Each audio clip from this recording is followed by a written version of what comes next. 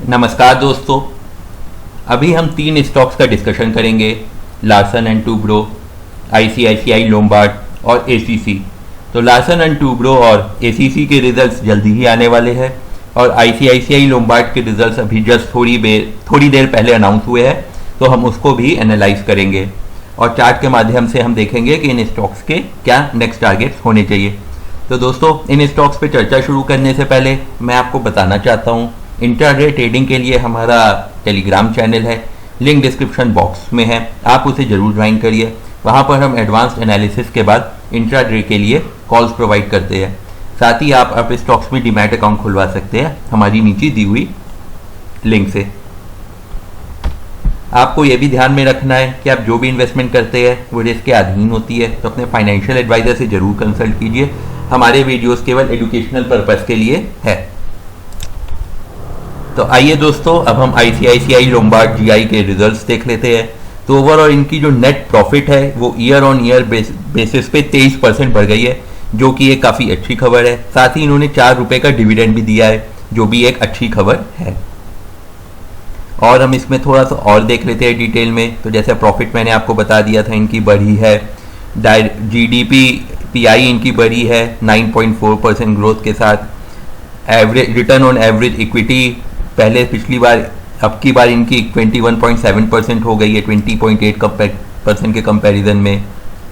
Q4 में भी better हुआ है।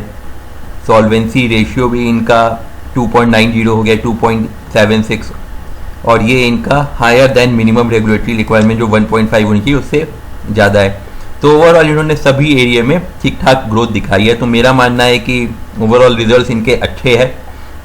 बाकी एनालिस्ट ने क्या सोच रहे हैं और उनका क्या रहा है, तो उसका क्या इम्पैक्ट पड़ेगा, वो लोग खुश है कि नहीं है। मोस्ट इंपॉर्टेंट चीज़ ये होती है कि एफआईज खुश है कि नहीं है, तो वो हमको मंडे को पता चलेगा। बट हमारी ड्यूटी है कि हम चार्ट के माध्यम से एनालिसिस करके जो भी बेस्ट ट्रेडिंग अपॉर्चुनिटी है उसको हम एक बार देखें।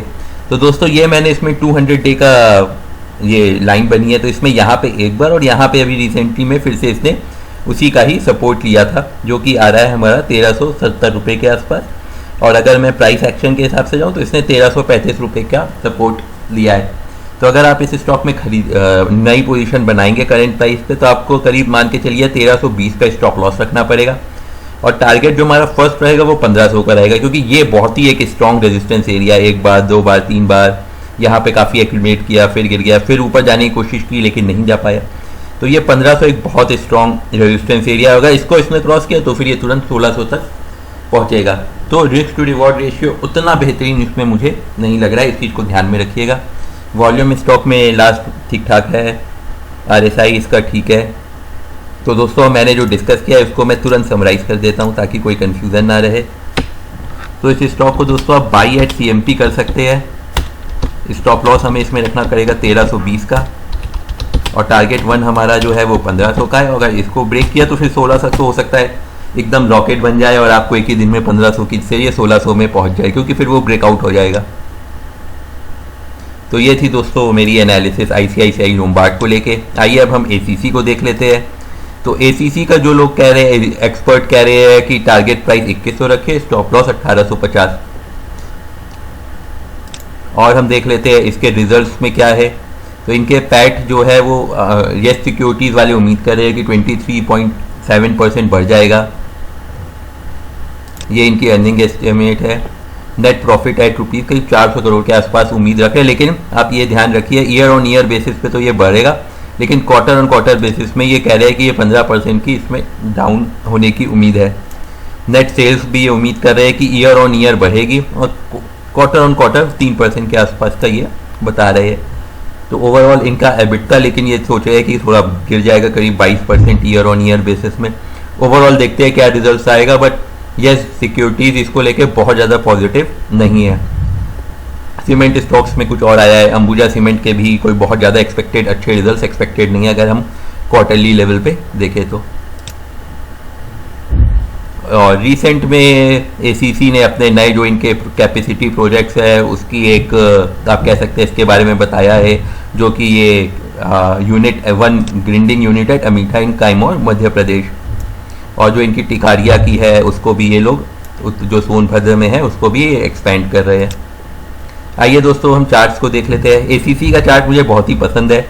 उसका मेजर रीज़न ये है कि ये ट्रेंड लाइन को बहुत अच्छे से फॉलो करता है। ये देखिए, एक बार, दो बार, तीन बार, एकदम बढ़िया ट्रेंड लाइन बनी है, रेजिस्टेंस की भी और सपोर्ट की भी। तो इस सब स्टॉक्स में और 100 डे के मूविंग एवरेज का ये रेगुलर सपोर्ट भी लेता है। तो इस स्टॉक को दोस्तों करंट प्राइस पे खरीदना चाहिए कि नहीं खरीदना चाहिए? मेरा मानना है कि इस स्टॉक को आप करंट प्राइस पे मत खरीदिए, यहाँ तक आप वेट करिए इस स्टॉक को। ये 1800 के आसपास आप इस स्टॉक को खरीदिए और फिर 2100 के टारगेट के लिए आप एम करिए, क्योंकि जो इसका ट्रेंड चल रहा है उसके हिसाब से हाई चांस है कि ये नीचे गिरेगा। बाकी इसके रिजल्ट्स आ रहे हैं मंडे को, तो और चीज़ें क्लियर होंगी। बाकी क्योंकि ये ट्रेंड लाइन को ही इतने अच्छे से फॉलो कर रहा है और मूविंग एवरेज को भी, तो मैं कोई और इंडिकेटर इस स्टॉक में तो नहीं देखूंगा, क्योंकि ज़रूरत नहीं है चीज़ों को ज़बरदस्ती कॉम्प्लिकेट करने की। तो दोस्तों मेरा मानना है इस स्टॉक को आप अराउंड 1800 करिए, वो बहुत ही बढ़िया प्राइस होगी। अगर आपको ये पे मिल जाए तो आप अपने आप को खुशकिस्मत समझिएगा। टारगेट आप इसमें 2100 या 2005 तक का लेके चल सकते हैं। और स्टॉप लॉस इसमें एक अच्छी बात है दोस्तों, आपको बहुत छोटा सा लगाना पड़ेगा। मेरा मानना है कि फिर इस केस में आप स्टॉप लॉस करीब 1725 के आसपास का लगाइएगा, जो कि मुश्किल से 6 से 7% का है। ये थी दोस्तों मेरी स्टडी एसीसी को लेके। आइए अब हम एलएनटी की न्यूज़ को देख लेते हैं। तो वॉल स्ट्रीट ने एलएनटी को लेके डिविडेंड इन्वेस्टर्स के हिसाब से बताया है कि अच्छा है कि नहीं है। तो इनका 1.2% के अराउंड डिविडेंड यील्ड है, लेकिन ये लोग क्या है कि बहुत ही इनका रेगुलर डिविडेंड ये देते हैं। तो यहाँ पे देखिए इन्होंने पूरा चार्ट बताया है। तो यहाँ पे अगर आप समझेंगे तो ये कंपनी जितना अर्न करती है उसी के हिसाब से ये डिविडेंड देती है। Looking at its data we can see 38% of LNT की प्रॉफिट डिविडेंड की तरह ये दे देती है लास्ट 12 मंथ्स में। उसके पहले 29% है। तो ओवरऑल डिविडेंड इनका बहुत थोड़ा वोलेटाइल रहता है। फर्स्ट एनुअल पेमेंट ये है, तो डिविडेंड पर शेयर भी इनका बढ़ रहा है, कंपनी की ग्रोथ बढ़ रही है। तो क्या इनका डिविडेंड में ग्रोथ पोटेंशियल है कि नहीं है? तो इनका जो शेयर है वो थोड़ा गिरा है, लेकिन क्या इनका डिविडेंड गिरेगा कि नहीं वो आने वाली बात है। तो कंक्लूजन ये है कि आप डिविडेंड, केवल डिविडेंड इसका ठीक ठाक रहता है, तो आप डिविडेंड के लिए इस स्टॉक को एक बार सोच सकते हैं खरीदने का। और ओवरऑल इनको क्योंकि कॉन्ट्रैक्ट्स बड़े बड़े मिलते हैं, तो इस स्टॉक में डाउनफॉल भी लिमिटेड रहता है। और क्योंकि ये एक अपना एक कह सकते हैं सेट पैटर्न पे कर चलते हैं, स्लो मूविंग स्टॉक है, तो आप अपसाइड भी थोड़ा सा इस स्टॉक में लिमिटेड ही रहता है। ऐसा नहीं है कि आप इसमें 2-3 साल में डबल की अगर उम्मीद आप नहीं कर सकते। यस सिक्योरिटीज़ ने इसके लिए भी थोड़ा सा अपना एस्टिमेट्स बनाया है। तो यहाँ पे ये अपनी नेट प्रॉफिट देख रहे हैं कि करीब 27 से 28% की ग्रोथ दिखाएंगे और 73.1% क्वार्टर ऑन क्वार्टर, जो कि एक बहुत ही बेहतरीन चीज़ है अगर ऐसा हुआ तो। नेट सेल्स की उम्मीद कर रहे हैं 4.5% बढ़ेगी क्वार्टर ऑन क्वार्टर बेसिस पे। एबिटा लेकिन ये देख रहे हैं अर्निंग बिफोर इंटरेस्ट टैक्स सब कुछ लगा के, तो वहाँ पे ये देख रहे हैं कि शायद थोड़ा सा ये कम हो जाएगी।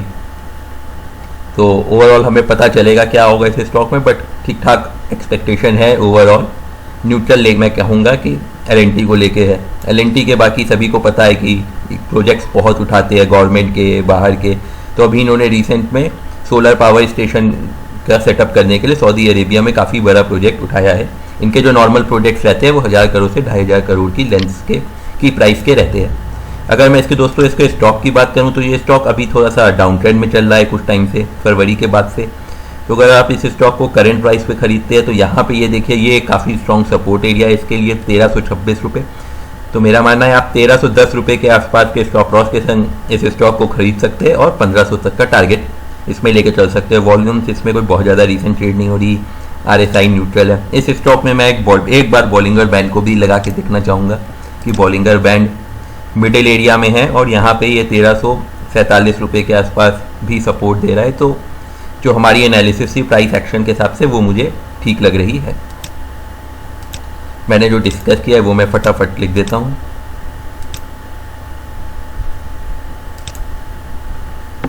तो इस स्टॉक को दोस्तों आप बाई एट CMP करिए।